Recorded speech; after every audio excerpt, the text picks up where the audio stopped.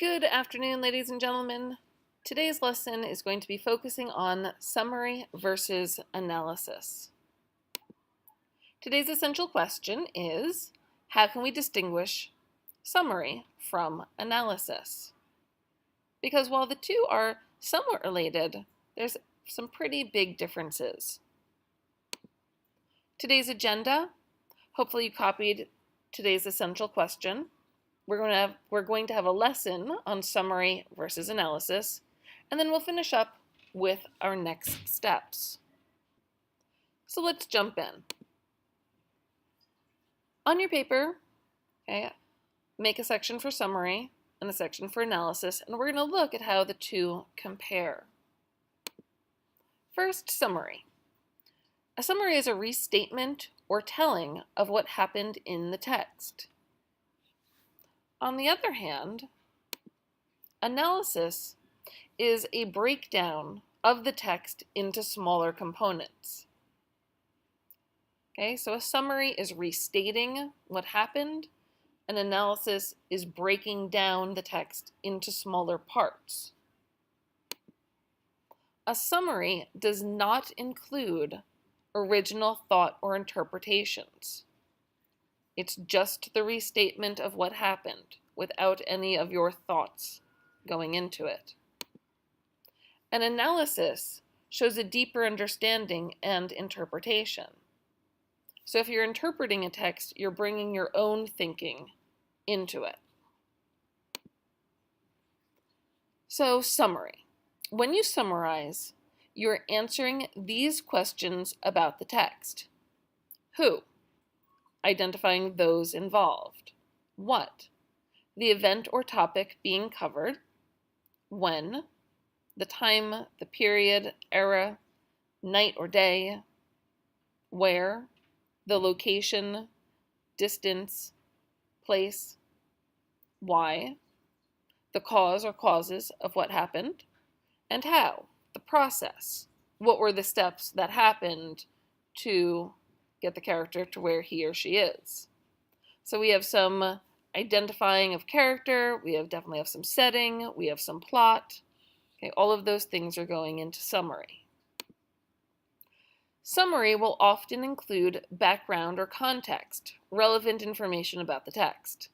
Okay, you might include in a summary a mentioning of the genre, or a sequence, first, then, finally.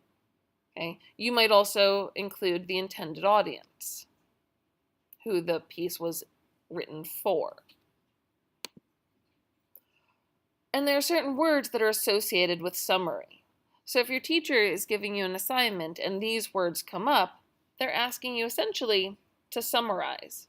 So, review, give facts, list, identify, observe, trace, retell, describe, define, recite, illustrate, and research.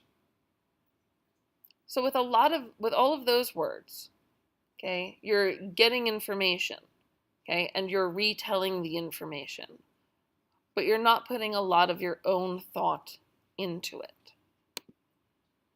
Now, analysis is a little different. Analysis examines the summary elements described in the previous slides in order to look for their meaning in the following contexts. So, with analyzing, okay, you're looking at the relationships or trends or patterns, the roles of people, places, objects, situations, consequences or results of events, decisions, and processes, causes and their effect, advantages and disadvantages, gains and losses, strengths and weaknesses. Okay, all of those, when you do those things, you're analyzing. Because you're having to go and not only take the summary elements, but now you're going and processing them and categorizing them.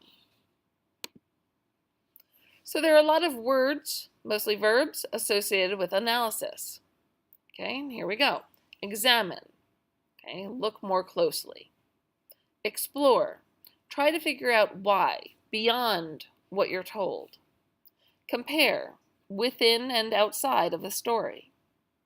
Okay, because you could compare two characters in a story, but you could also compare two characters in different stories, or a character and somebody in history.